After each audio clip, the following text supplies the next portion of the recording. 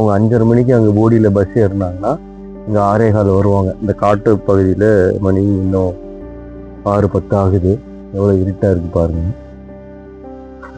ஆனால் அந்த குழந்தைங்க எவ்வளோ கஷ்டப்படுறாங்க, எவ்வளோ அவங்களுக்கு கஷ்டங்கள் இருக்குன்றத நம்ம இன்னைக்கு கண்ணு கூட பார்க்கணுன்றதுக்காக